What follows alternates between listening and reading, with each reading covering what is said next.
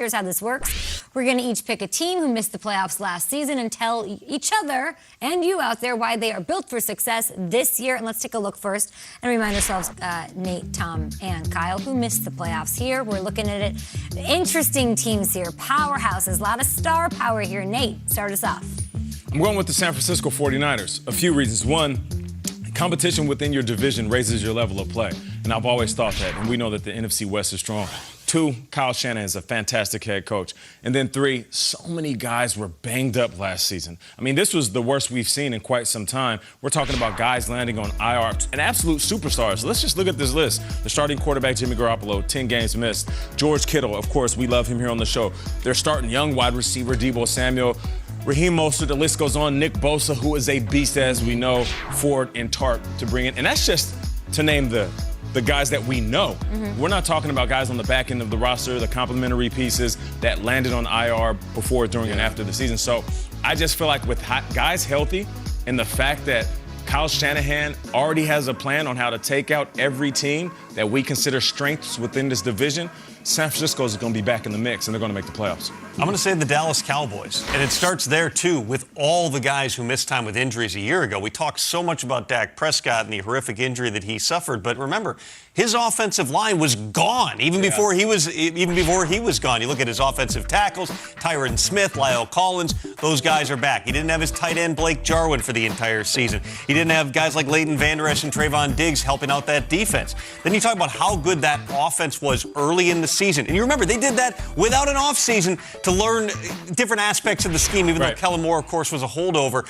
To not have that, now to actually have an offseason, to go through it, to still be playing in the NFC East, which, let's remember, your path goes through your division first. It just seems like Dallas is in a good position. If they can be competent on defense, Kyle, that they should be a playoff contender. That's the new word, competent. I go with decent, so that's fine. Competent, decent. Yeah, if they're decent on defense, I think they'll win the East. So the Niners, we've seen this before. The Dallas, we've seen this before. We've never seen this. The Patriots didn't make the playoffs last year. They did not. And why are they equipped to make the playoffs this year? Well, they have the greatest head coach in the history of team sports, right? And they went on a crazy spending spree. Here's how I come out on Belichick and the Patriots. Okay. Last year, I'll give you a burner year. It doesn't matter. Brady left, Cam got hurt, COVID, all that. Fine. You get a year. You got to make the playoffs this year. We've been hearing for the last 25 years that Belichick's the greatest coach of all time.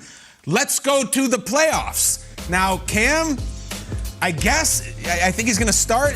What if Cam gets hurt? Because, guys, Cam gets hurt often. Mac Jones is going to come in there and take a step down in the skill position players he has coming from Alabama. I don't love that. And I also think, look, Belichick's about Super Bowls, right? Like, was it about Brady? If they get to the wild card, is it like, great job, Patriots? I don't know. Tom, you brought up a fascinating thing. We've talked for years about Bill Belichick's vessel, his sea vessel, 8 rings. We've had it. He adds to it every single year. And you brought up the point, Tom, that this one will take even more work because should there be a 9th ring, he will have to scrape off the VIII and go with an IX. So it's maybe more expensive. Really big whiff by the Romans with that. I would think so, yes.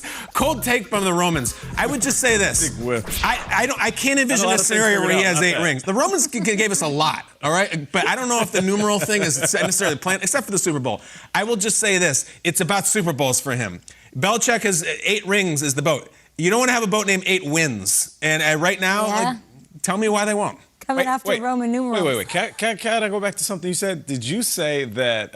Whatever you said, yes, I did. If Mac Jones starts, he's taking a step down in skill players. So essentially you're saying that Alabama, their skill players are better than the Patriots skill players right now? Have you seen some of the guys that Mac Jones has played with? It's tough. They're all first-round guys. And listen, I love Jonnu Smith and Hunter Henry. Like, this is not Tony Gonzalez and Antonio Gates. Like, they're very good players. Like, but they're going to have to really prove some things. And Mac might be like, why are these receivers so slow? Like, why are these tight ends so small in the pros? Well, relative to the speed of the defense and who they're going up against. All right, I'm going to go with the Arizona Cardinals. Gauntlet of a division. Super tough, not fun, of course. But I think Kyler Murray did some nice things if he wasn't injured against Seattle in that game on Thursday Night Football. I think he would have willed this team into the playoffs. He's got to limit the mistakes. I get it, but I like the improvements. They add some veteran power. They got J.J. Watt. They got A.J. Green. They drafted young talent, Zaven Collins. My favorite guy I haven't talked about enough lately. lately, Rondale Moore. Love him, love everything he can do. Explosive young player, dynamic, versatile. And let's not forget, they get Chandler Jones back. We're talking pass rushers here in a minute, talking about medals and who's the best in the league. Chandler Jones,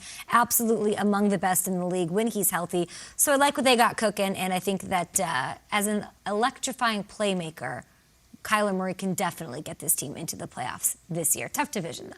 Can you do a quick victory lap on Rondale Moore? Because we do like Rondale Moore. Why? Tell the people.